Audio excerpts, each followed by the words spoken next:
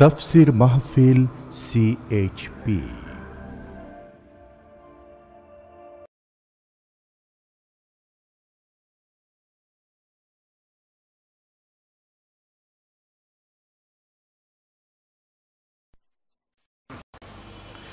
আল্লাহ পাক বলছেন ওয়ামা হাদিহিল হায়াতুদ দুনিয়া ইল্লা লাহুন ওয়া লাইবুন ওয়া ইন্নাদ দারাল আখিরাতা লাহিয়াল হায়ানু লাউ কানু ইয়ামালুন। এই দুনিয়া হচ্ছে নিছক খেল তামাশা, এটা আর কিছুই নয়। জীবনের প্রকৃত আবাসস্থল হচ্ছে আখিরাত। এই দুনিয়া একটা মোহ, এই মোহের পেছনে মানুষেরা ঘুরছে, বিবি বাল বাচ্চা এর পেছনে ঘুরছে। অথচ এই বিবি বাল বাচ্চা কিয়ামতের দিন মুসিবত হয়ে দাঁড়াবে মানুষের জন্য। একটা মোহর মধ্যে মানুষ পড়ে আছে, খেল তামাশার ভিতরে পড়ে আছে। আল্লাহ পাক বলছেন কুল মাতাউদ দুনিয়া কালিলুন ওয়াল আখিরাতু খায়রুল লিমানিত্তাকা। বলো, দুনিয়ার সমস্ত সম্পদ খুবই নগণ্য, আর যে ব্যক্তি পরকালকে বিশ্বাস করে, পরকালের কামনা করে, সেই খোদাভীরু লোকদের জন্য পরকাল হচ্ছে প্রকৃত আবাসস্থল। সেই জায়গাটাই হলো আসল জায়গা। ওই জায়গার জন্য কিছু তৈরি করতে হবে। কোরআনে কারিমে রব্বুল আলামিন বলছেন আরাদিতুম বিল হায়াতিদ দুনিয়া মিনাল আখিরাহ ফামা মাতাউদ দুনিয়া ফিল আখিরাতি ইল্লা কলিল। তোমরা কি পরকালের জীবনের বিনিময় এই দুনিয়ার জীবনটাই বেশি পরিতুষ্ট হয়েছ? অথচ দুনিয়ার জীবনের সুখ সম্পদ তো পরকালের তুলনায় খুবই নগণ্য। পরকালের সুখ অনেক বেশি, পরকালের দুঃখটাও অনেক বেশি, সুখটাও অনেক বেশি। পরকালটাই স্থায়ী, সুতরাং দুনিয়ার মোহে না পড়ে পরকালের জন্য জীবনটাকে পরকাল ভিত্তিক জীবন তৈরি করো। আল্লাহ পাক বলছেন ফাম্মা মান তাগা ওয়া আসারাল হায়াতাদ দুনিয়া ফাইন্নাল জাহিমা হিয়াল মাওয়া। অতঃপর যে ব্যক্তি বিদ্রোহ করেছে এবং দুনিয়ার জীবনকে অগ্রাধিকার দিয়েছে, তার জায়গা হচ্ছে জাহান্নাম। জোরে বলেন নাউজুবিল্লাহ। যে ব্যক্তি আল্লাহর সঙ্গে বিদ্রোহ করেছে আর পরকালের জন্য পাথর জোগাড় করে নাই, দুনিয়াকে অগ্রাধিকার দিল, পরকালকে ভুলে গেল, তার জায়গা হলো জাহান্নাম। ওয়া আম্মা মান খাফা মাকামা রাব্বিহি ওয়া নাহান নাফসা আনিল হাওয়া ফাইন্নাল জান্নাতা হিয়াল মাওয়া। আর যে ব্যক্তি আপন প্রভুর সামনে উপস্থিত হওয়াকে ভয় করেছে এবং আপন প্রবৃত্তিকে লালসা মুক্ত করেছে, লালসার হাত থেকে রক্ষা করেছে, আল্লাহ রব্বুল আলামিন কিয়ামতের দিন তার জন্য রেখে দিয়েছেন জান্নাত। তার জন্য কোন জায়গা? জান্নাত। আমাদেরকে পরকাল ভিত্তিক জীবন যাপন যদি করি, তাহলে কবরের জবাবগুলি খুব আসান হবে। আর যদি পরকাল ভিত্তিক জীবন যাপন না হয়, কবরটা মুসিবত হয়ে যাবে। হযরত ওসমান রাদিয়াল্লাহু তাআলা আনহু কবরের কাছে গিয়ে খুব কাঁদতেন। সাহাবায়ে কেরাম প্রশ্ন করেছেন, হুজুর, রাসূল করিম সাল্লাল্লাহু আলাইহি ওয়াসাল্লাম যখন জান্নাত ও জাহান্নামের ওয়াজ করেন, তখনও তো এত বেশি আপনি কাঁদেন না, যত বেশি কাঁদেন কবরের কাছে এসে, কারণ কি? হযরত ওসমান রাদিয়াল্লাহু তাআলা আনহু বলতেন, আমার সাথীরা, আমি আমার হাবিবের কাছে, আল্লাহ রাব্বুল আলামিনের রাসূলের কাছে আমি শুনেছি এই কবরটাই হলো প্রথম স্টেশন, এই কবরটাই হলো প্রথম ইমিগ্রেশন কাউন্টার। এই জায়গায় কেউ যদি ধরা পড়ে যায়, কারো যদি চার্জশিট হয়ে যায়, সব জায়গায় ধরা পড়ে যাবে। হাসরে মিজানে সিরাতে কোনো জায়গায় নাজাত পাবে না।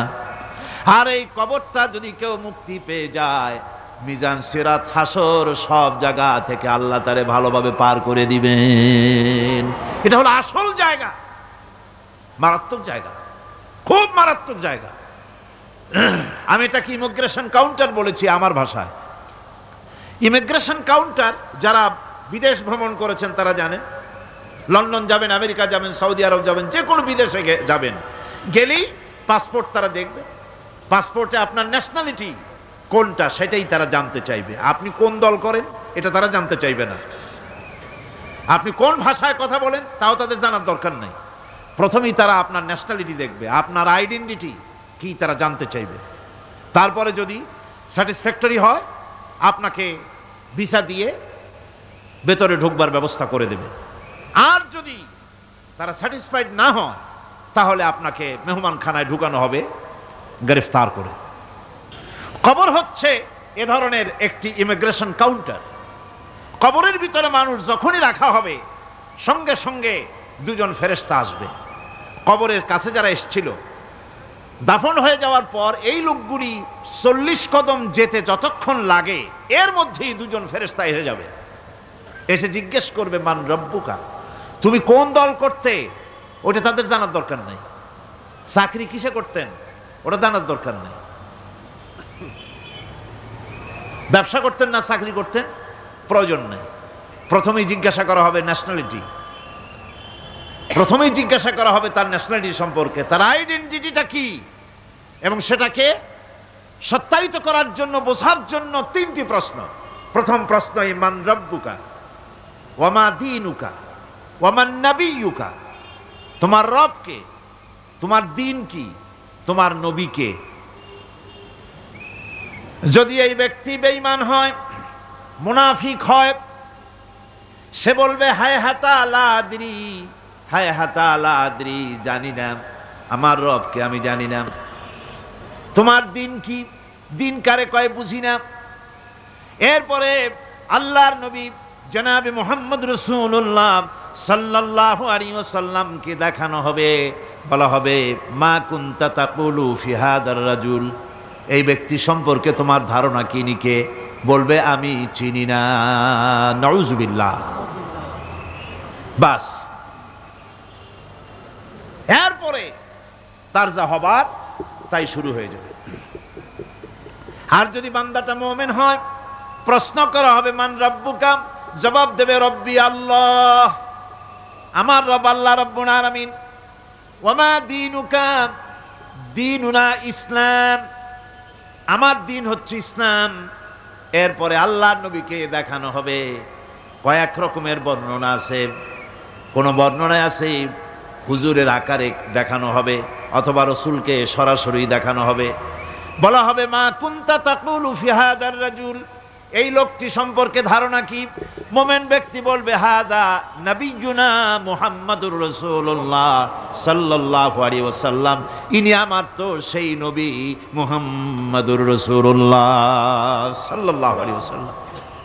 আমরা যেন এই রকমের জবাব দিতে পারি, আল্লাহ কবুল করো। সকলে জোরে কোন আমিন।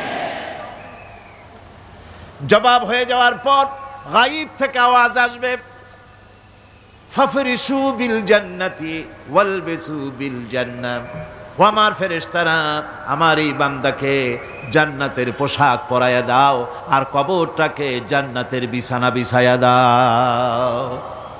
জান্নাতের পোশাক পরায় দাও, জান্নাতের বিছানা বিছাইয়া দাও। ইলা মাদ্দা বাসারিহি, তার চোখের দৃষ্টি যতদূর যায় কবরটা ততটা প্রশস্ত করে দাও। এরপর বেহেশতের পোশাক পরাইয়া, বেহেশতের বিছানা বিছায়া ফেরেশতা বলবে নম কানাউমুল উরুস, ঘুমিয়ে যাও। দুলামিয়া যেমন বাসর সজ্জায় নতুন বউ নিয়ে আরামে ঘুমায়, এরকম আরামে ঘুমায় যাও। ইলা ইয়াউমিল কিয়ামা, কিয়ামত পর্যন্ত ঘুমায় থাকো, আরামে ঘুমিয়ে থাকবে। এরপরে সিংগায় ফুৎকার হবে, সিংগার ফুৎকারের আওয়াজে তার ঘুম ভেঙে যাবে। বলবে ইয়া ওয়াইলানা মান বা'সানা মিন মারকাদিনা, হায় আফসোস, আমার এত আরামের ঘুম থেকে কে আমাকে জাগ্রত করলো, আমার ঘুমটারে নষ্ট করলো কে? আওয়াজ আসবে হাদা মা ওয়াদার রহমান ওয়া সাদাকাল মুরসালুন, এটা হচ্ছে রহমানের সেই ওয়াদা, আর মুরসালিনরা নবীরা সত্য কথাই বলেছিলেন, সেই কিয়ামত অনুষ্ঠিত হচ্ছে। আমার বন্ধুগণ, সেজন্য এই দুনিয়ার মোহে পড়ে থাকলে পরে দুনিয়ায় যারা অগ্রাধিকার দিবে দুনিয়াকে পরকালের তুলনায়, জবাব দিতে পারবে না কবরের ভিতরে গিয়া।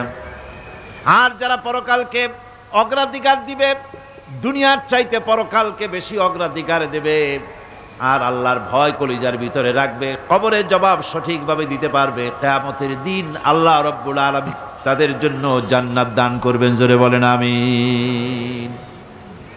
দুনিয়াটা হচ্ছে দুনিয়া যেখানে আমরা আসি। আমি আগেই বলেছি দুনিয়া হচ্ছে আদনা শব্দ থেকে এর উৎপত্তি হয়েছে। তুচ্ছ, নিকৃষ্ট, এটার দাম নাই, এটার মূল্য নাই।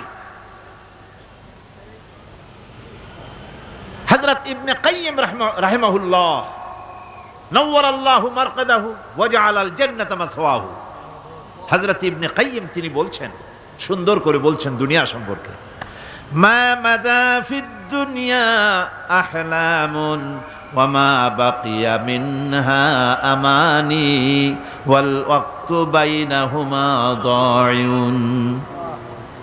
মা মাদা ফিদ দুনিয়া আহলামুন, জীবনের যে অংশ ফেলে এসেছি সেটা আজ একটা স্বপ্ন।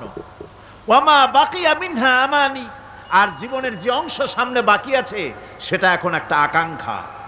ওয়াল ওয়াক্তু বাইনাহুমা দায়ুন, আর এর মাঝখান থেকে সময় সব চলে যাচ্ছে। কত বড় কথা চিন্তা করেছেন? জীবনের যে অংশ ফেলে এসেছি তা আজকে স্বপ্ন, তা আজ কি বলেন? স্বপ্ন। আর সামনে যা আছে সেটা আকাঙ্ক্ষা, আর মাঝখান থেকে সময় সব চলে যাচ্ছে। এরপরে তিনি বলছেন, وَمَنْ يَسْعَ بِالدُّنْيَا يَكُنْ مِثْلَ قَابِضٍ عَلَى الْمَاءِ خَانَتْهُ فُرُوجُ الْأَصَابِعِ। দুনিয়াদারের অবস্থা হচ্ছে এই, কেউ যদি দুই হাতে পানি খামসায় ধরে, দুই হাতে কি ধরছে বলেন? দুই হাতে পানি খামসায় ধরেছে, খুব মজবুত করে ধরেছে, 2 মুঠ পানি। বলেন থাকবে কতটুকু? কতটুকু থাকবে? 1 ফোঁটাও থাকবে না, কারণ তার আঙ্গুলের ফাঁক তার সাথে খেয়ানত করবে, আঙ্গুলের ফাঁক দিয়া পানিগুলি সব বেরিয়ে চলে যাবে। সুতরাং দুনিয়া যারা চায় তারা ঠিক পানি খামসায় ধরলে পানি যেমন হাতের ভেতর থেকে খেয়ানত করে চলে যায়, যারা দুনিয়া চায় দুনিয়াও তাদেরকে এভাবে ফাঁকি দিয়ে চলে যায়। তবুও দুনিয়ার মায়া মানুষের এত বেশি। আল্লাহর নবী বলেন, লাউ কানা লি ইবনি আদামা ওয়াদিম মিন যাহাবিন লাহাব্বা ইয়াকুনা লাহু থানিন। এই পৃথিবীতে যদি কাউকে একটা মাঠ ভরে যদি সোনা দেওয়া যায়, লোকটা বলবে রব্বুল আলামিন, আমি যদি আরেকটা মাঠ এরকম সোনা ভরা পেতাম। দ্বিতীয় আরেকটা মাঠ দেওয়া হলে আবার বলবে যদি তৃতীয় আরেকটা মাঠ সোনা ভরে যদি পেতাম। নবীজি বলেন, ওয়ালা ইয়ামলাউ জাওফু ইবনু আদামা ইল্লা তুরাব। মানুষের পেট 3.5 হাত মাটি ছাড়া, কবরের মাটি ছাড়া মানুষের পেট ভরবে না। আরো চাই, আরো চাই, চাওয়ার কোনো শেষ নাই। মানুষ এভাবে করে দুনিয়ার মহব্বতে এমনি পাগল হয়ে যায়, শুধু দুনিয়ার মহব্বত, পরকালকে বেমালুম ভুলে যায়। আমি কিন্তু এই কথা বুঝাতে চাই নাই যে পরকালের মহব্বতে, পরকালের ভয়তে বা পরকালের জন্য দুনিয়া আপনি বাজার ঘাট, বেচা কিনা, ব্যবসা বাণিজ্য সবকিছু ভুলে যান, না তা নয়। ভুল বোঝার কোনো কারণ নাই। পরকালকে অগ্রাধিকার দিতে হবে, মানে দুনিয়াটা চিরস্থায়ী জায়গা নয়। চিরস্থায়ী হচ্ছে কোনটা? আখিরাত। চিল্লায় এখন কোনটা? সুতরাং এখানে যা করতে হবে, আখিরাতে জবাবদিহিমূলক জীবনযাপন করতে হবে। আপনি ব্যবসা করবেন, ওজনে কম দিতে পারবেন না। আপনি খাদ্যে ভেজাল দিতে পারবেন না, চুরি করতে পারবেন না, ডাকাতি করতে পারবেন না, জেনা করতে পারবেন না, বদমাশি করতে পারবেন না, মদ খেতে পারবেন না, সন্ত্রাসী হতে পারবেন না, হাইজ্যাকার হতে পারবেন না, চাঁদাবাজ হতে পারবেন না, মুনাফাখোর হতে পারবেন না, আপনি চোরা কারবারি হতে পারবেন না, ঘুষখোর হতে পারবেন না, সুদখোর হতে পারবেন না। এই সব কাজ পরকালকে বিশ্বাস করলেই এ সমস্ত কাজ থেকে মানুষ বিরত থাকতে পারে। কথা ঠিক কিনা? এটাই হচ্ছে পথ। সুতরাং এই পৃথিবী থাকবে না, এটা কি চিরকাল থাকবে না? এর একটা পরিসমাপ্তি ঘটবে। যেমন করে সারা বছর লেখাপড়া করার পর কলেজে, বিশ্ববিদ্যালয়, মাদ্রাসায়, হাই স্কুলে, সব জায়গায় সারা বছর লেখাপড়া করার পর যেমন পরীক্ষা দেওয়ার একটা দিন আসে, সারা বছর ব্যবসা করার পর হিসাব নিকাশ করার যেমন একটা সময় আসে, সারা মাস চাকরি করার পর বেতন পাওয়ার যেমন একটা দিন আসে, সারা জীবন চাকরি করার পর পেনশন পাওয়ার যেমন একটা সময় আসে, অনুরূপভাবে এই দুনিয়া যেদিন শেষ হয়ে যাবে, আল্লাহ নির্ধারিত সময় শেষ হয়ে যাওয়ার পর একটা সময় আসবে যখন আল্লাহ রব্বুল আলামিন সব শেষ করে দিবেন, লন্ডভন্ড হয়ে যাবে, কিছুই থাকবে না। কোরআনে কারিমে আল্লাহ সব বলেছেন, কোরআনে সব আল্লাহ বলে দিয়েছেন। আল্লাহ পাক বলেন এই পৃথিবীর সব কেমন ভাবে ধ্বংস হবে তার চিত্র আল্লাহ পাক কোরআনে কারিমে তুলে ধরেছেন। ইযাস সামাউ ফাতারাত ওয়া ইযাল কাওয়াকিবু তাসারাত ওয়া ইযাল বিহারু ফুজ্জিরাত ওয়া ইযাল কুবুরু বু'সিরাত। যখন আকাশসমূহ দীর্ণ বিদীর্ণ হয়ে যাবে, তারকাগুলি বিক্ষিপ্ত হয়ে ছিটকে পড়বে, আর সমুদ্রগুলি উচ্ছ্বসিত হয়ে পড়বে, কবরগুলি সব তার ভেতরে যা আছে উদ্গীরণ করে দেবে, তারকাগুলি স্থিমিত হয়ে যাবে। এরপরে সমস্ত আকাশগুলি কাতাইয়িস সিজিল্লিল কুতুব, কিতাবের পৃষ্ঠার মতো একটার পরে একটা ঠাস ঠাস করে পড়তে থাকবে, চূর্ণ বিচূর্ণ হয়ে ভেঙে চুরে একাকার হয়ে যাবে। পাহাড়গুলিকে উড়িয়ে দেওয়া হবে, চন্দ্র এবং সূর্য একাকার হয়ে যাবে। আল্লাহ রাব্বুল আলামিন বলেন ফাইযা বারিকাল বাসার ওয়া খাসাফাল কমার ওয়া জুমিআশ শামসু ওয়াল কমার। চক্ষু যখন বিস্ফারিত হয়ে যাবে, চাঁদ যখন তার আলো হারিয়ে ফেলবে, সূর্য যখন তার আলো হারিয়ে ফেলবে, চাঁদ আর সূর্য সব একাকার হয়ে যাবে, সেই সময়ের অবস্থাটা কি চিন্তা করো। মানুষ হয়রান হয়ে দৌড়াদৌড়ি করবে। ওয়াহুমিলাতিল আরদু ওয়াল জিবালু ফাদুক্কাতা দাক্কাতান ওয়াহিদা। জমিন এবং পাহাড়গুলির মধ্যে আল্লাহ রাব্বুল আলামিন সংঘর্ষ বাঁধিয়ে দিবেন, পাহাড়গুলি ভেঙে চুরে টুকরা টুকরা হয়ে যাবে, পাহাড়গুলি উঁচু করে জমিনের উপরে আছাড় মেরে আল্লাহ রাব্বুল আলামিন ভেঙে চুরে চুরমার করে দিবেন। সুবহানাল্লাহ। ওয়া তাকুনুল জিবালু কালইনিল মানফুস। পাহাড়গুলো পেঁজা ধোনা তুলার মতো করে উড়িয়ে দেওয়া হবে, পাহাড় উড়ে যাবে। সুবহানাল্লাহ পড়ো। পাহাড় পাথরের তৈরি করা পাহাড়, এই পাহাড়গুলি তুলার মতো হয়ে উড়বে কিভাবে? আমি এই দৃশ্য নিজের চোখে কিছুটা হলেও দেখছি। আজ থেকে 10 দিন আগে আমি ইতালি সফর করে এসেছি। ইতালির রাজধানী রোম। রোম প্রাচীন সভ্যতার লালন ভূমি। কোরআনে কারিমে সূরা রোম রয়েছে, এই রোম সেই রোম। এখানের বাদশার কাছে রাসূল করিম সাল্লাল্লাহু আলাইহি সাল্লাম হেরাক্লিয়াসের কাছে চিঠি পাঠিয়েছিলেন, সেই রোম। 12 থেকে 15 হাজারের মতো বাংলাদেশি মুসলমান সেখানে আছে। জুমার দিন, যেদিন আমি গেলাম তার পরের দিনই জুমা ছিল। জুমার নামাজ পড়লাম ভ্যাটিকানের কাছেই বিশাল মসজিদ, ইউরোপের ভিতরে সবচাইতে বড় মসজিদ এটা। রোম ইসলামের দুশমনদের রাজধানী। সেইখানে যখন আজান হচ্ছে আশহাদু আন্না মুহাম্মাদার রাসূলুল্লাহ, আমার অনুভূতির কথা আপনাদেরকে বোঝাতে পারবো না, কি অনুভূতির সৃষ্টি হয়েছে আমার ভেতরে। ভ্যাটিকানের পোপ এক পাশে, কিছু দূরেই ভ্যাটিকান, ওটা হচ্ছে গোটা পৃথিবীর সমস্ত খ্রিস্টানদের কাবা, ভ্যাটিকান। তার পাশেই বিশাল মসজিদ, সেখানে নামাজ পড়লাম। চিন্তার ভেতরে আসলো আল্লাহ রাব্বুল আলামিন তার হাবিবের নাম, তার তাওহীদ, তার রিসালাতকে কিভাবে বিশ্বময় ছড়িয়ে দিলেন। আবু জাহেল চাইছিল মুহাম্মদ সাল্লাল্লাহু আলাইহি সাল্লামকে স্তব্ধ করে দেবে মক্কার জীবনেই। কত বদনাম, সাহের, কাহেন, কাজ্জাব, শায়ের, নাউযুবিল্লাহি মিন যালিক, কত গালাগালি করলো। আর আল্লাহ শোনালেন, হাবিব চিন্তার কোনো কারণ নাই, ওয়া রাফা'না লাকা যিকরাক, আমি আপনার প্রশংসা বিশ্বময় ছড়িয়ে দেব। সুবহানাল্লাহ ওয়া বিহামদিহি। রোম প্রোগ্রাম শেষ করে আমাকে তারা নিয়ে গেল, যেটা আমি বলছি সফর কাহিনী শোনাবার সময় এটা না, যেহেতু এর সঙ্গে প্রাসঙ্গিক সেজন্য বলছি। পাহাড় কেমনে তুলার মতো হয়ে উঠবে তার নজির দেখেছি। রোম শহর থেকে 300 মাইল দূরে, 300 কিলোমিটার দূরে নেপোলিয়ান বোনাপার্ট তার বাড়ি, এবং ওটা তার নামই একটা প্রভিন্স। ভূমধ্য সাগরের পারে ভিসুভিয়াস, পৃথিবীর সবচাইতে বড় আগ্নেয়গিরি, সেটা দেখাতে নিয়ে যাওয়া হলো আমাকে। যে পাহাড়টা পৃথিবীর মাটি থেকে তার চূড়া হচ্ছে 3 মাইল উঁচু, এর 2 মাইল গাড়িতে করে ঘুরে ঘুরে যাওয়া যায়, এরপর আর গাড়িতে যাওয়া যায় না, বাকিটুকুন যেতে হবে হেঁটে হেঁটে। পাহাড়ের উপরে অক্সিজেন কম, বেশ কষ্ট হচ্ছিল উঠতে।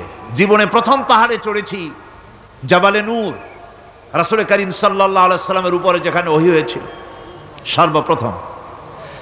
পাহাড় চড়ার একটা অভিজ্ঞতা ওখান থেকে আমার কিছুটা হয়েছিল। খুব কষ্ট হলো বাকি 1 মাইল উঠতে। যখন ভিসুভিয়াসের একদম শীর্ষে চলে গেছি, সেখানে গিয়ে আমার সাথে 15-20 জন লোক ছিল।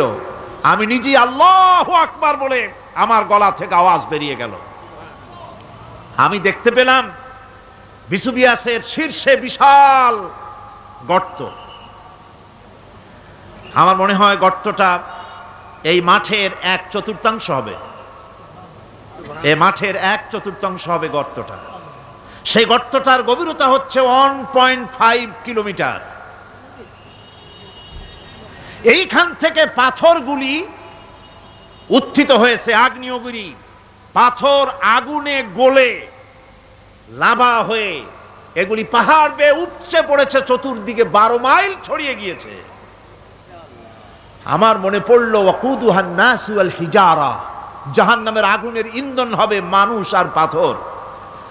আমি সেখানে সেজদায় পড়ে গিয়া কানলাম আর বললাম, আল্লাহ জাহান্নামের আগুন হারাম করে দিও আমাদের জন্য।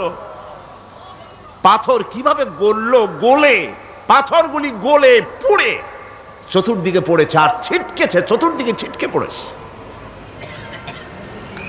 সেই পাথরগুলি ছিটকে ছিটকে যেগুলি পুড়ে পড়েছে সেগুলিকে দূরে সাদা রঙের বলে মনে হয়, কোনোটা সাদা কোনোটা কালো, মনে হয় যেন তুলার মতো হয়ে পড়ে আছে চতুর্দিকে।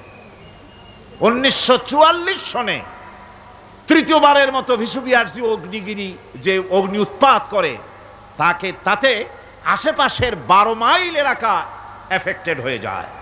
পাথরগুলি গলে এভাবে বিধ্বস্ত করে দিয়েছে।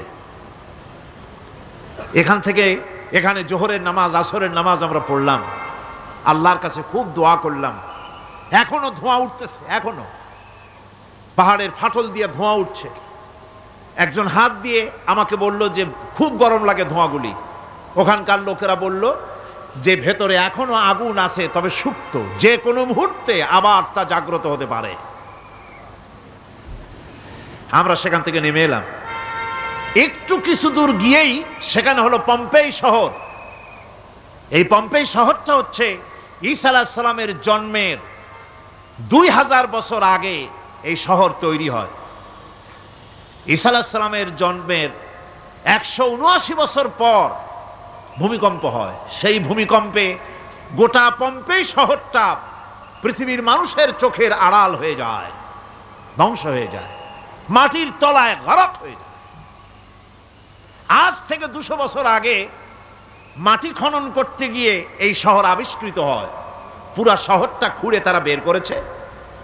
180 হেক্টর জমিনের উপরে এই বিশাল শহর। ঘুরে ঘুরে দেখলাম, গাড়ি চলে না সেখানে, পায়ে হেঁটে দেখতে হলো। প্রশস্ত রাস্তা। আজ থেকে 4000 বছর আগের মানুষেরা রাস্তা বানাতে জানতো পাথর দিয়ে, এবং রাস্তার দুধারে তাদের ছিল ফুটপাত, পানির ব্যবস্থা, নগরায়নের সব রকমের সুযোগ সুবিধা। তারপরে সেখানে বিচারালয়, এরপরে দোকানপাট, বাজারঘাট, সবকিছুর ব্যবস্থা রয়েছে। বিশাল বিশাল পাথরগুলি দিয়ে পিলার তৈরি করা। ভাবলাম এই পিলারগুলি, এই পাথরগুলি তারা কিভাবে ক্রেন ছাড়া এত উপরে উঠালো কি করে, আমার মাথায় আসলো না। পাথর কেটে কেটে সুন্দর সুন্দর অঙ্কন শিল্প তারা করেছে। এরপরে ঘুরতে ঘুরতে বাদশার রাজার বাড়িতে গিয়ে ঢুকলাম। সেখানে গিয়ে দেখলাম উলঙ্গ এত মূর্তি পাথরের তৈরি করা, পাথর কেটে কেটে দেওয়ালে যৌন যৌন মিলনের এমন কোন অশ্লীল ছবি নাই যা তারা সেখানে তৈরি করে নাই। উলঙ্গ মূর্তি আর উলঙ্গ যৌন মিলনের অসংখ্য ছবি দিয়ে এই এলাকা ভরা। তখন আমি বুঝলাম আল্লাহর গজব হওয়ার কারণটা কি, এই শহরটা মাটির নিচে গরক হয়ে যাওয়ার কারণটা কি। আল্লাহ পাক জেনা ব্যভিচার যে দেশে বেশি হয় আল্লাহ পাক বরদাস্ত করেন না। দুশ্চরিত্র যে দেশের মানুষ দুশ্চরিত্র হয়ে যায়, জেনা ব্যভিচার বেশি হতে থাকে, আল্লাহ গরক করে দেন, গজব দেন। এই গজব এক এক সময় এক এক রকমের হয়ে আসে। কখনো মাটির নিচে দাবায় দেন, কখনো মহামারী, কোনো দেশে কলেরা, কোনো দেশে জলোচ্ছ্বাস, কোথাও ভূমিকম্প, আর সর্বশেষ এই জেনা ব্যভিচারের জন্য আল্লাহ পাকের চূড়ান্ত এই যৌনতার অশ্লীলতার জন্য চূড়ান্ত গজব বর্তমান বিশ্বের জন্য এইডস। আল্লাহ পাক এই গজব দিয়েছেন। বন্ধুগণ, আমি সেই জায়গা, আমি সেখানে যা দেখলাম যে আল্লাহ পাক পাহাড়গুলিকে কিভাবে উড়াবেন এটা অস্বীকার করার কোনো উপায় নাই। বিশ্বাস তো করতামই, তবে হযরত ইব্রাহিম আলাইহিস সালাম যেমন বলেছিলেন, রব্বি আরিনি কাইফা তুহিল মাউতা, আয় আল্লাহ তুমি মরাকে জিন্দা করবা কেমনে? আল্লাহ পাক বলেন আওয়ালাম তুমিন, তুমি বিশ্বাস করো না? ইব্রাহিম আলাইহিস সালাম বললেন বালা, অবশ্যই বিশ্বাস করি, ওয়ালাকিন লিয়াতমাইন্না কলবি, যদি চোখে দেখতাম তাহলে আমার অন্তরাত্মা খুব ঠান্ডা হতো। আল্লাহ রাব্বুল আলামিন চোখে দেখায় দিলেন জিন্দা কেমনে মুর্দা হবে, মুর্দা কেমনে জিন্দা হবে, আল্লাহ দেখায় দিলেন। পাহাড় উড়ায় দিবেন আল্লাহ রাব্বুল আলামিন। একথা কলিজার মধ্যে এটার উপর ঈমান বিশ্বাস, কিন্তু আল্লাহ চোখে দেখায়ছেন, ঈমান আরো মজবুত হয়েছে, যা ছিল আরো মজবুত হয়েছে। সুবহানাল্লাহ। আল্লাহর ভয়তে কলিজা কেঁপেছে। আমি পাহাড়ের উপরে কেঁদেছি, যার যার হয়ে কেঁদেছি। বন্ধুগণ, আল্লাহ সুবহানাহু ওয়া তাআলা এই জন্য বলেছেন কুল সিরু ফিল আরদ, আমার জমিন ঘোরো, ভালো করে দেখো, কাইফা কানা আকিবাতুল মুকাজ্জিবিন, মহাসত্যকে যারা অস্বীকার করেছে তাদের পরিণতি আমি কি করে দিয়েছি, এগুলি চোখে ভালো করে তাকায় দেখো। আমার বন্ধুগণ, সুতরাং এই পৃথিবীর অবসান হবে, এই পৃথিবী ধ্বংস হবে, এই পৃথিবী চূড়ান্তভাবে শেষ হয়ে যাবে। ও হ্যাঁ, আরেকটি কথা বলতে হয়, সেটা হচ্ছেই যে এই রোম থেকে আর একটু দূরে 900 মাইল দূরে হচ্ছে সিসিলি। 900 মাইল দূরে, সেখানে এই সিসিলি মুসলমানেরা শাসন করেছিল 350 বছর। সেই সিসিলিতে রয়েছে 360টা মসজিদ মুসলমানদের করা। সমস্ত মসজিদগুলি আজ তালা বন্ধ, একটা মসজিদও খোলা নাই। সেখানকার মুসলমানেরা ওয়াজ শুনতে এসেছিল রোমে। আমি তাদের জন্য পরামর্শ দিয়েছি যে গভর্নমেন্টের কাছে তোমরা দাবি জানাও যে অন্তত একটা মসজিদের দরজা আমাদের জন্য খুলে দাও। রোমের অবস্থানরত প্রবাসী বাংলাদেশি মুসলমানেরা আমাকে বলেছে, তাদের অনেকের বাড়ি চট্টগ্রামেও আছে, আমাকে বলেছে তাদের চোখে পানি আসছে বলার সময় যে চিরঙের তাফসীর মাহফিল যখন আসে কলজাটা কাঁদতে থাকে যাওয়ার জন্য। তো যাওয়া তো সম্ভব না এত দূর থেকে, আমাদের সালাম বলে দিবেন যত লোক আসবে, আর আমাদের জন্য দোয়া করতে বলবেন যেন এই রোমের ভিতরে আমরা ইসলামের আদর্শের ভিত্তিতে আমরা যেন চলতে পারি। আপনারা দোয়া করুন তাদের জন্য। ভাইরা আমার, এই পৃথিবী একদিন পরিসমাপ্তি ঘটবে এবং আল্লাহর দরবারে আমাদেরকে উঠতে হবে এবং সেখানে আমাদের বিচার হবে। সেখানে আমাদের কি হবে? বিচার হবে। আল্লাহ পাক বিচারটাকে নির্ভুল করার জন্য, সঠিক করার জন্য প্রত্যেকের গলায় আমলনামা ঝুলায় রাখছেন। এখানে রেকর্ডের ব্যবস্থা করা হয়েছে। আল্লাহ পাক বলছেন ওয়া কুল্লা ইনসানিন আলজামনাহু তাইরাহু ফি উনুকিহি ওয়া নুখরিজু লাহু ইয়াওমাল কিয়ামাতি কিতাবান ইয়ালকাহু মানশুরা। আল্লাহ পাক বলেন প্রত্যেকের ভালো মন্দ কর্মফল, কর্মলিপি আমি তার গলায় ঝুলায় রেখেছি। কিয়ামতের দিন সে নিজের কাছে স্পষ্ট সব দেখতে পারবে, কোনো জিনিস বাদ পড়বে না। তার গলায় তার আমল নামা ঝুলানো আছে, সব রেকর্ড হতেছে। আমরা যা করছি সবগুলি রেকর্ড হয়ে যাচ্ছে। বর্তমান বিজ্ঞানীরা আবিষ্কার করেছে যে মানুষের শরীরের ভিতরে ডিএনএ আছে, রক্তের ভিতরে ডিএনএ, এটা একটা কোড। মানুষের রক্তের ভিতরে ডিএনএ আছে। যেমন তার ব্রেনের ভিতরে কতগুলি কোষ আছে, এক একটা কোষ এক এক ধরনের কাজ করে, অনুরূপভাবে তার শরীরের ভিতরে রক্তের ভিতরে ডিএনএ আছে। এই ডিএনএটা কি? এই ডিএনএটা হচ্ছে, এই ডিএনএ একটা কম্পিউটারের মতো কাজ করতেছে। লোকটা কি করবে, কোথায় যাবে, সে ভালো হবে মন্দ হবে কি হবে, সব তার ডিএনএর মধ্যে রেকর্ডকৃত আছে। এটা বোঝার জন্য একটা সুন্দর দৃষ্টান্ত দেওয়া যায়। যেমন এই কাগজটাকে আপনারা মনে করুন একটা গাড়ির ব্লুপ্রিন্ট, একটা গাড়ির ব্লুপ্রিন্ট। এখানে লেখা আছে গাড়ি কিভাবে তৈরি হবে। এই কাগজটা নিয়ে ঘরের মধ্যে রেখে দিলেন। এখন এই কাগজটা থেকেই অটোমেটিক গাড়ির উইন্ডো তৈরি হলো, শিল তৈরি হলো, গাড়ির বডি তৈরি হলো, চেসিস তৈরি হলো, টায়ার তৈরি হলো, ইঞ্জিন তৈরি হলো, ব্যাটারি তৈরি হলো, পেট্রোল নিল, আর কোনো রকমের ড্রাইভার ছাড়াই গাড়ি চলতে আরম্ভ করলো। এই কথাটা যদি মনের মাথার মধ্যে আনতে পারেন যে এটা কিভাবে হইতে পারে, এতে লেখা অনুযায়ী যেভাবে হওয়া যদি সম্ভব হয়, অনুরূপভাবে মানুষের রক্তের ভিতরে ডিএনএ এরা আবিষ্কার করেছে। এর ভিতরে মানুষের ভালো মন্দ, কোথায় যাবে কি করবে, সব কিছু এর মধ্যে রয়েছে। কোরআনে কারিমে আল্লাহ রাব্বুল আলামিন, আমি গত বছরও বলছিলাম যে বিজ্ঞানের আবিষ্কার যত বাড়বে কোরআন বোঝা মানুষের জন্য তত সহজ হবে। কোন সুবহানাল্লাহ। কোরআন বোঝা মানুষের জন্য তত সহজ হবে। সুতরাং মানুষের গলার সাথে আল্লাহ পাক বলছেন যে একটা আমলনামা আমি ঝুলাই দিয়েছি তার গলার সাথে, সে যা করতেছে ওখানে সব লিপিবদ্ধ হচ্ছে, কম্পিউটারাইজড, কম্পিউটারের মতো এগুলি সব গ্রহণ করতেছে। এগুলি কিয়ামতের দিন তার সামনে হাজির করা হবে। কিয়ামতে যখন আমলনামা তার সামনে দিয়ে বলা হবে, ইকরা কিতাবাকা কাফা বিনাফসিকাল ইয়াওমা আলাইকা হাসিবা, তাকে বলা হবে নিজের কর্মলিপি নিজেই পড়ো, আজ তুমি তোমার নিজের হিসাব নিতে যথেষ্ট। বন্ধুগণ, এই মাহফিলে যত লোক আমরা বসে আছি, আমরা আমাদের হিসাব নিতে যথেষ্ট না আরেকজন লাগবে? কোন আমরা যথেষ্ট কি না? কথা বোঝেন নাই। আমি বলতে চেয়েছি এটা, আমরা যদি এখন চোখ বুঝে চিন্তা করি যে পিছনের জীবনে কি করেছি, মনে পড়বে নাকি পড়বে না? বলেন সবাই, পড়বে কি পড়বে না? ছোটবেলায় কবে পায়ের নিচে কাঁটা ফুটেছিল, কবে কোথায় আছাড় খেয়েছিলেন, কবে কার বেল তাল আম কাঁচা আম চুরি করে খেতে গিয়ে কিল খেয়েছিলেন, তাড়া খেয়েছিলেন, তাকে এখন মনে নাই? আছে।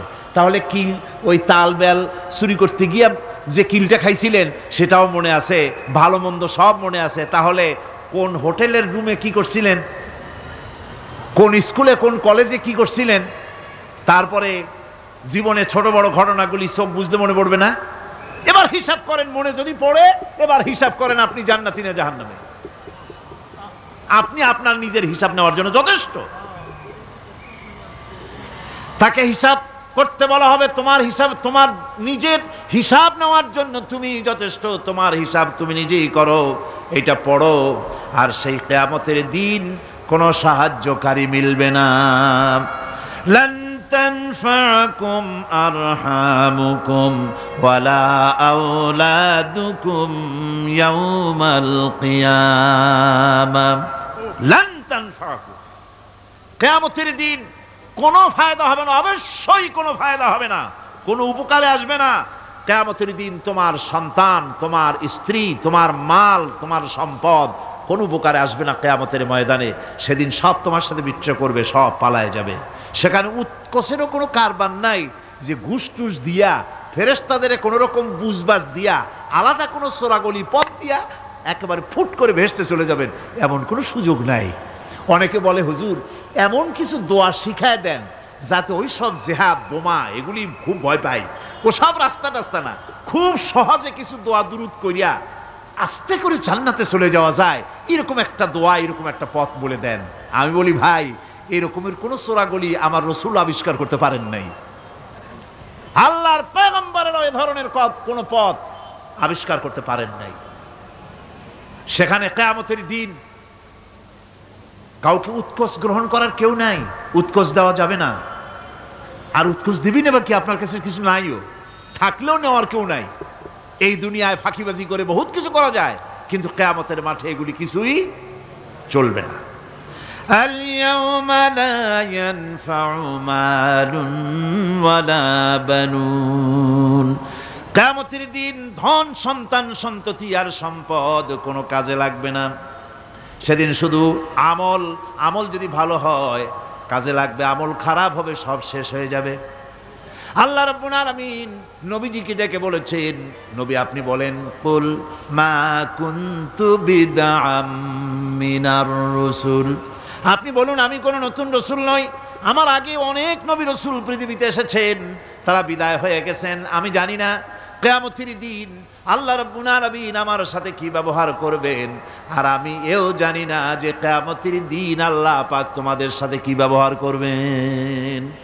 এই আয়াত নাজিল হওয়ার পর আল্লাহর হাবিব তার মেয়েকে ডাকলেন, জামাইকে ডাকলেন, নাতিদেরকে ডাকলেন, আহলে বাইতদেরকে ডাকলেন, আর বললেন, ও আমার মেয়ে কলিজার টুকরা ফাতেমা গো শোনো, কেবলমাত্র আয়াত নাজিল হয়ে গেল, আল্লাহ পাক আমাকে শোনায়ছেন কিয়ামতের দিন আমি জানি না আমার সঙ্গে কি ব্যবহার করা হবে, আর এও জানি না যে তোমাদের সাথে কি ব্যবহার করা হবে।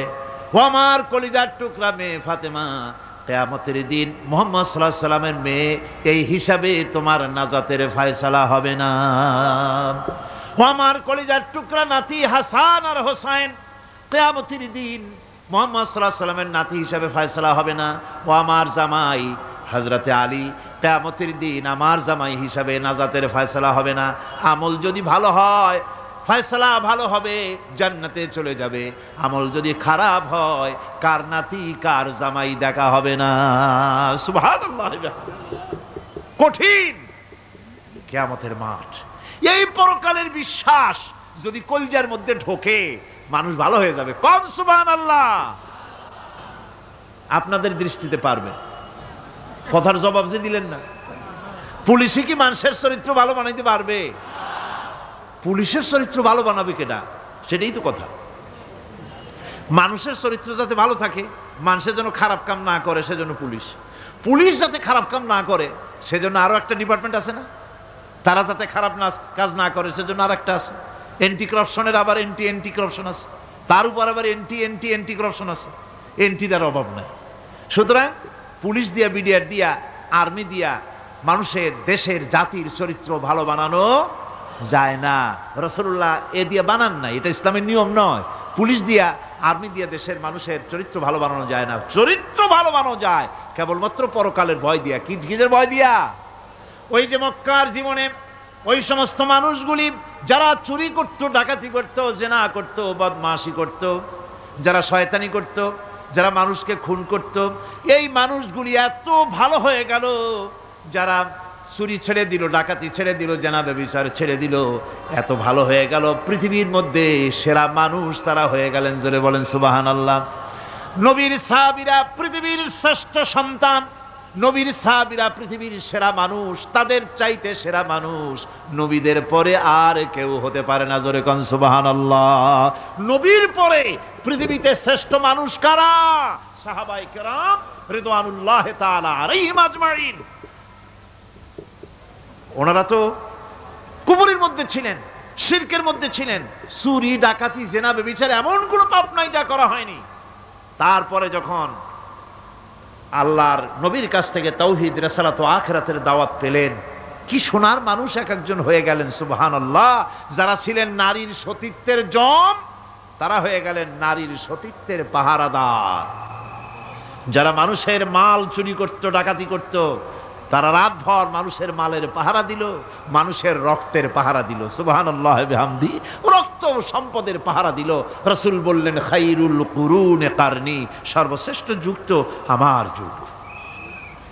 বন্ধুগণ, এরপরে একটা জীবন আসবে ওই কিয়ামতের ময়দানে।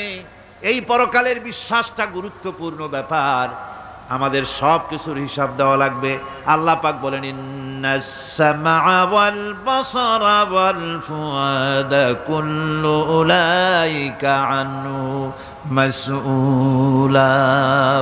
নিঃসন্দেহে মানুষের শ্রবণ শক্তি, দর্শন শক্তি এবং তার অন্তঃকরণের কল্পনা সম্পর্কে আল্লাহ রাব্বুল আলামিনের কাছে জিজ্ঞাসিত হতে হবে।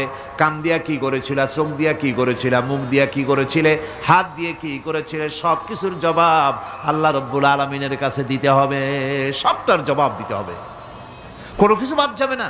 এমনকি মনের ভিতরে যে কল্পনা আমরা করি, এই কল্পনার হিসাবও আল্লাহর দরবারে দিতে হবে।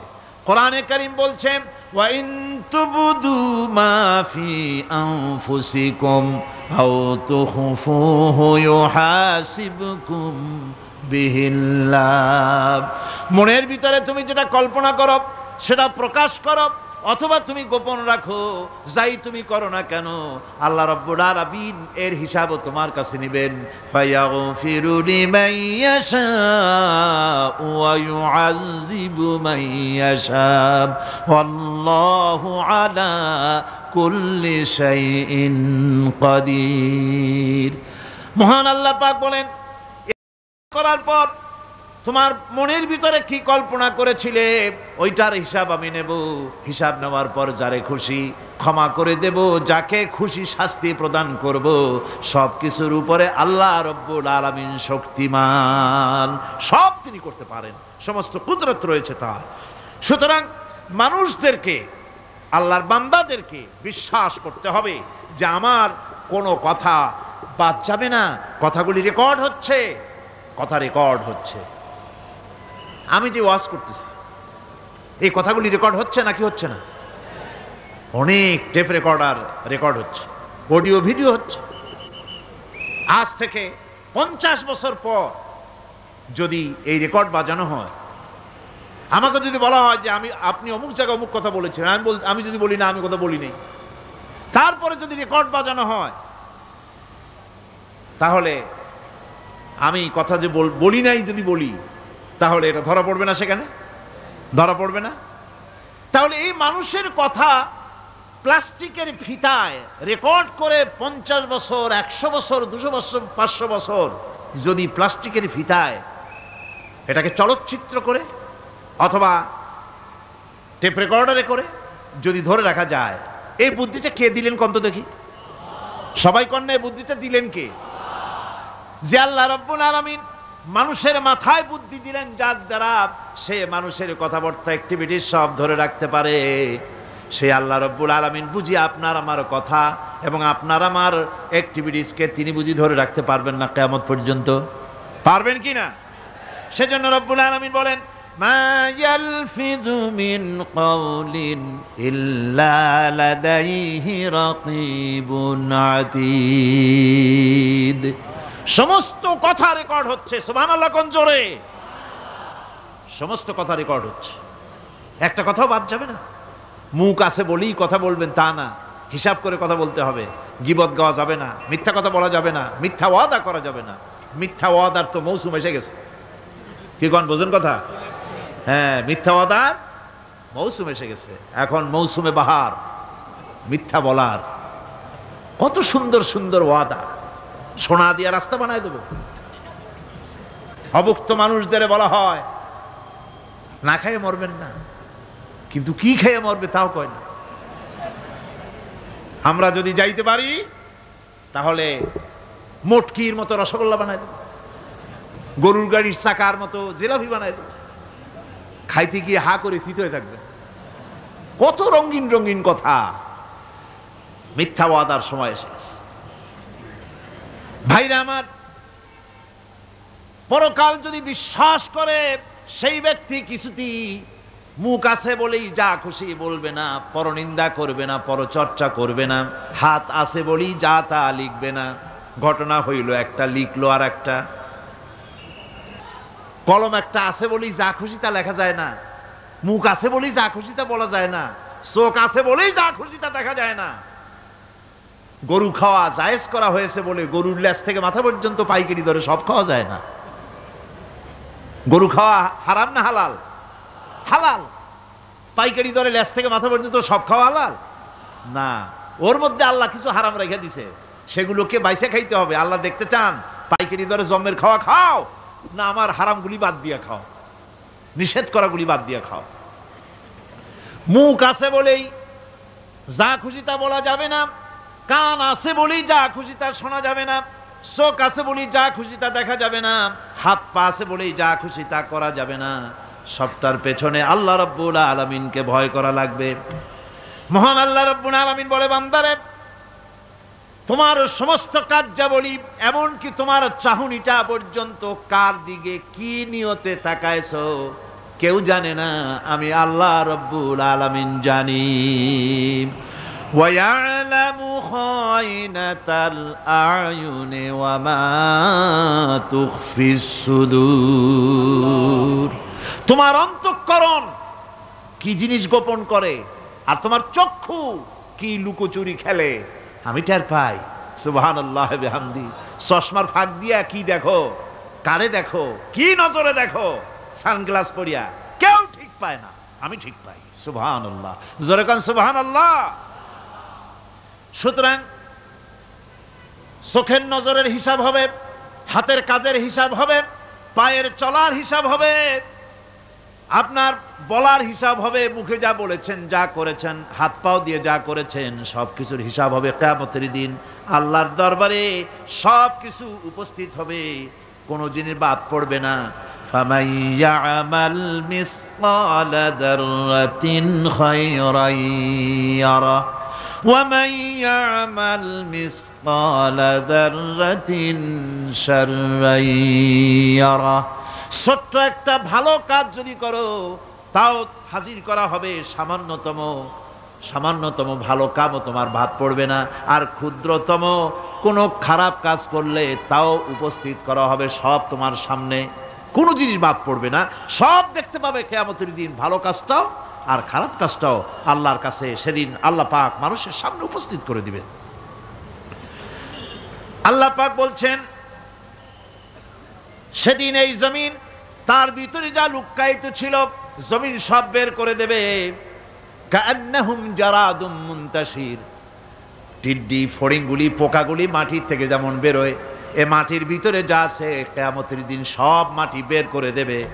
ইযা যুলজিলাতিল আরদু জিলজালাহা ওয়া আখরাজাতিল আরদু আসকালাহা ওয়া ক্বালাল ইনসানু মা লাহা। এ জমিনকে ঝাঁকি মারা হবে প্রবল এক ঝাঁকুনি, প্রবল এক ঝাঁকুনিতে এই পৃথিবীর মধ্যে যা কিছু আছে সব বেরিয়ে যাবে। সুবহানাল্লাহ কইতে ইচ্ছা করে না মিয়ারা? এক ঝাঁকুনিতে পৃথিবী সব বের করে দেবে। মানুষ হয়রান হয়ে বলবে কি হয়েছে, এ মাটির হলোটা কি? আমার বন্ধুগণ, মানুষ হয়রান হয়ে গিয়ে বলবে মাটির কি হলো? আল্লাহ রাব্বুল আলামিন বলেন ইয়াউমাইযিন তুহাদ্দিসু আখবারাহা বিআন্না রাব্বাকা আওহালাহা। জমিনের উপরে যা ঘটেছে জমিন তা সব বের করে দেবে, সব প্রকাশ করে দেবে। আর এটা এই জন্য হবে যেহেতু তার রবের হুকুম হয়েছে, তার রব হুকুম করেছে বের করে দে।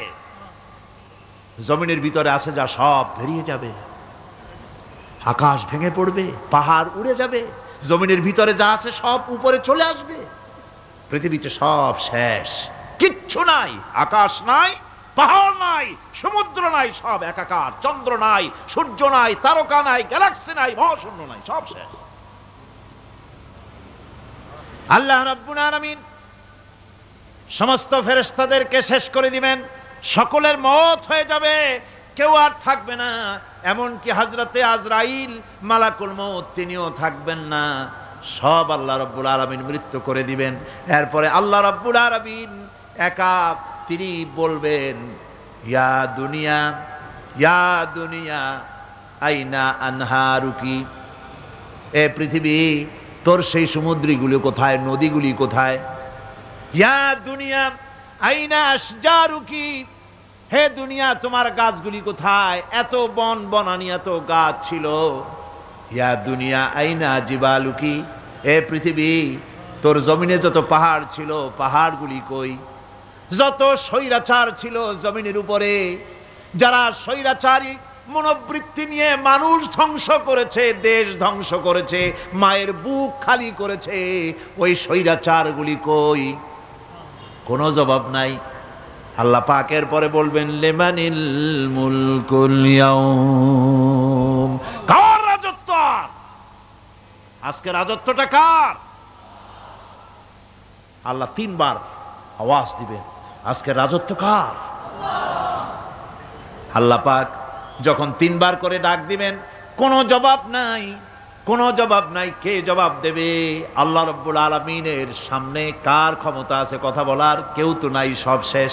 আল্লাহ পাক বলবেন লিল্লাহিল ওয়াহিদুল কাহ্হার, একমাত্র পরাক্রমশালী আল্লাহ রাব্বুল আলামিনের রাজত্ব আজ। সেই হাসরের মাঠে আমাদের সকলকে উপস্থিত হয়ে যেতে হবে। কেউ আমরা এখান থেকে বাঁচতে পারবো না, সবাইকে উঠতে হবে। অপরাধীরা সেখানে অসহায় হয়ে যাবে, অপরাধীরা অসহায় হয়ে যাবে। আল্লাহ পাক বলেন ফাইদা জাআতিস সাখাতু ইয়াওমা ইয়াফিরুল মারউ মিন আখিহি ওয়া উম্মিহি ওয়া আবিহি ওয়া সাহিবাতিহি ওয়া বানিহি। অবশেষে যখন কান ফাটানো আওয়াজ আসবে, এই আওয়াজ সেদিন মানুষ নিজের মা বাপ ভাই বোন সব থেকে বিচ্ছিন্ন হয়ে যাবে, সব একের থেকে আরেকজন পালায়ে যাবে, হারায় যাবে, কেউ কাউকে আর খুঁজে পাবে না। সেদিন ওই কিয়ামতের মাঠে বিভীষিকাময় দৃশ্য, মানুষ হয়রান হয়ে যাবে। মাথার এক হাত অথবা অর্ধ মাইল অথবা এক বিগত এতটুকুন উপরে ওই প্রকাণ্ড সূর্যটার তাপ আসবে, গুনাহগারের মাথার চান্দি ফেটে গিয়া মগজগুলি গলে গলে নাক কান দিয়ে বেয়ে পড়তে লাগবে, জিহ্বাটা কুকুরের মতো ঝুলে নাভিস্থল পর্যন্ত পড়ে যাবে, মাটিটা সূর্যের উত্তাপে তামার মতো গরম হয়ে যাবে, সারা হাসর জুড়ে আওয়াজ হবে পানি পানি পানি। মানুষেরা হয়রান হয়ে যাবে সে হাসরের ময়দানে। এই চরম কষ্টের ভিতরে আল্লাহ রাব্বুল আলামিন বলেন সেদিন দুটো ভাগ হয়ে যাবে। একদল মানুষের চেহারা আলোয় ঝলমল হয়ে যাবে, আর একদল মানুষের চেহারাগুলি কালো হয়ে যাবে। উজুহু ইয়াওমাইযিন মুসফিরাতুন দাহিকাতুন মুস্তাবশিরা ওয়া উজুহু ইয়াওমাইযিন আলাইহা গাবারা। আল্লাহ পাক বলেন এক শ্রেণীর মানুষের চেহারা হাস্যোজ্জ্বল ঝলমলে হয়ে যাবে, আর এক শ্রেণীর মানুষের চেহারাগুলি কালো হয়ে যাবে। তারহাকুহা কাতারা উলাইকা হুমুল কাফারাতুল ফাজারা। হাস্যোজ্জ্বল, স্বচ্ছন্দপূর্ণ, সুন্দর, উজ্জ্বল ঝলমলে চেহারা হবে ঈমান আনার কারণে, পরকালকে বিশ্বাস করার কারণে, আল্লাহ এবং রসুলের কথা অনুযায়ী জীবনযাপনের কারণে চেহারাটা উজ্জ্বল হয়ে যাবে। আর আল্লাহর নাফরমানি, রসুলের নাফরমানি, পরকালকে অস্বীকার করার কারণে কাফেরগুলির চেহারা, মুনাফিকগুলির চেহারা কালো হয়ে যাবে। তাদেরকে আলাদা করে দেওয়া হবে। আমতাজুল ইয়াওমা আইয়ুহাল মুজরিমুন, মুজরিমদেরকে আলাদা করে দেওয়া হবে, দুইটা ভাগ হয়ে যাবে। এই চরম অবস্থা সৃষ্টি হবে কিয়ামতের ময়দানে। সেদিন রাসূল করিম সাল্লাল্লাহু আলাইহি ওয়াসাল্লাম উম্মতের জন্য সুপারিশ করবেন। সেই সুপারিশ যেন আমাদের করতে পারেন সেজন্য আমাদেরকে তৈরি করতে হবে, সে ধরনের যোগ্য আমাদেরকে বানাতে হবে। বন্ধুগণ, এই পরকালীন জীবন, এর সম্ভাবনা, এটা যে হবে এবং সেই পরকালে আমাদের সকলকে যে উঠতে হবে, কিয়ামতে আল্লাহর কাছে জীবনের সব কিছুর জবাবদিহি করতে হবে, এই ভীতি সৃষ্টি করতে চায় আল্লাহ পাক মানুষের ভেতরে। আল্লাহ পাকের চাইতে মানুষের কল্যাণকামী আর কেউ আছে? চিল্লায় কোন আল্লাহর চাইতে, বিশ্ববাসীর সৃষ্টি জগতের কল্যাণকামী আল্লাহর চাইতে, রাসূলের চাইতে বেশি কেউ কি আছে? সে আল্লাহ পাক সব বলে দিলেন, ওপেন সিক্রেট করে দিলেন, সব গোপন ফাঁস করে দিলেন। কেমনে বিচার হবে, কেমনে কিয়ামত অনুষ্ঠিত হবে, কেমনে কি হবে, সব খুলে খুলে আল্লাহ পাক বলে দিলেন আমাদেরকে ভালো হওয়ার জন্য। কোরআনে কারীম বলছে লাইসাল বিররা আন তুওয়াল্লু ওয়ুজুহাকুম কিবালাল মাশরিকি ওয়াল মাগরিব। পূর্ব পশ্চিমে মাথা ঘুরানো, সার নত করা, মাথা ঘুরানো, মুখ ঘুরানো, এটাই কিন্তু সৎ কাজ এবং পুণ্যবান হওয়ার, সৎ কাজ করার, নেককার হওয়ার জন্য যথেষ্ট নয়, বরং ওয়ালাকিন্নাল বিররা মান আমানা বিল্লাহি ওয়াল ইয়াউমিল আখির। প্রকৃতপক্ষে সৎকারী মুমিন, ভালো কাজ করা, প্রকৃত মুমিন, সত্যিকারের ভালো মানুষ, সত্যিকারের ইমানদার হওয়ার জন্য 10টি কাজ লাগবে। কয়টি কাজ? 10টি কাজ লাগবে। সেই 10টি কাজের একটি কাজ গত বছর আপনাদের খেদমতে আরজ করা হয়েছে, 2টি বলা হয়েছে, বাকি আজকে বললাম আর একটা, হয়ে গেল 3টা। বাকি আছে কয়টা? 7টা। বাকি আছে আরো 7টা। পরকাল ভিত্তিক জীবনযাপন যদি করতে পারি তাহলে আমরা হব দুনিয়ার শ্রেষ্ঠ মানুষ। কোন আলহামদুলিল্লাহ। আমার দেশ, আমার জাতি, আমার school, college, university, secretariat, cantonment, রান্নাঘর থেকে শুরু করে বঙ্গভবন, দেশের সর্বত্র মানুষের ভেতরে যদি পরকালের জবাবদেহিমূলক জীবনযাত্রার অনুভূতি সৃষ্টি করে দেওয়া যায়, কিয়ামত আছে আর জবাব দিতে হবে আল্লাহর দরবারে। এই পরকালকে এভাবে বিশ্বাস করতে পারলে, ওইভাবে জীবন গড়তে পারলে দেশ সুখী হবে, সমৃদ্ধশালী হবে, বিপদ দূরীভূত হবে, অন্ধকারের আমানিশা দূর হয়ে গিয়ে পৃথিবীতে আবার সুন্দর সূর্য উদিত হবে। ইসলামের নতুন বার্তা নিয়ে পৃথিবীতে শান্তি আসবে, সুখ আসবে, সমৃদ্ধি আসবে, স্বাধীনতা টিকবে, সার্বভৌমত্ব টিকবে, দেশ এক সুখী সমৃদ্ধশালী সুন্দর দেশে পরিণত হবে। বাংলাদেশ হবে পৃথিবীর একটা আদর্শ দেশে পরিণত হয়ে যাবে যদি এই কথাগুলি আমরা বিশ্বাস করি আর আমল করে চলতে পারি। আল্লাহ পাক যেন সে তৌফিক আমাদের দেন। সকলে বলি আমিন। সকলে কন আমিন। মুনাজাত হবে, দাঁড়ানো ভাইরা বসে। মুনাজাত হবে, দাঁড়ানো ভাইরা সকলে বসে। আল্লাহুম্মা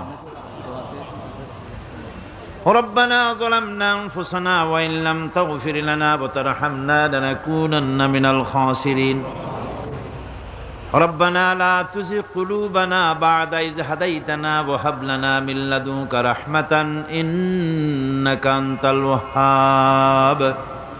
আয় আল্লাহ তাআলা, হাজার হাজার মুসলমান নরনারী দীর্ঘক্ষণ ধরে তোমার কোরআনে কারিমের আলোচনা শুনেছি, দরুদ ও সালাম পড়েছি, জিকির আজগার করেছি। মেহেরবানি করে সওয়াবটুকুন জনাবে মুহাম্মদুর রাসূলুল্লাহ সাল্লাল্লাহু আলাইহি ওয়াসাল্লামের রূহ মুবারকে পৌঁছায় দাও।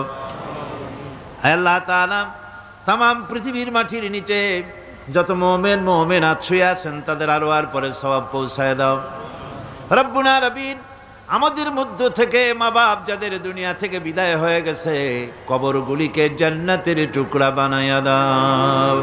রব্বির হামহুমা কামা রব্বায়ানি সগীরা। সকলে পড়েন রব্বির হামহুমা কামা রব্বায়ানি সগীরা। আয় আল্লাহ তাআলা, আমাদের পীর মুর্শিদ, আমাদের উস্তাদ, আমাদের ভাই বোন, আত্মীয় স্বজন যার যা মারা গেছে সকলকে ক্ষমা করে দাও। গোটা পৃথিবীতে আজকে যত মুসলমান বেঁচে আছেন সমস্ত মুসলমানদের গুনাহ খাতা মাফ করে দাও। সমস্ত মুসলমানদেরকে এক বানায় দাও, নেক বানায় দাও। মুসলমানদের জিন্দেগির গুনাহ খাতা মাফ করে দাও। রব্বানা তাকাব্বাল মিন্না ইন্নাকা আনতাস সামিউল আলিম وتب علينا إنك أنت التواب الرحيم سبحان ربك رب العزة عما يصفون وسلام على المرسلين الحمد لله رب العالمين واجعل آخر كلمة عند الموت لا إله إلا الله محمد رسول الله السلام عليكم ورحمة الله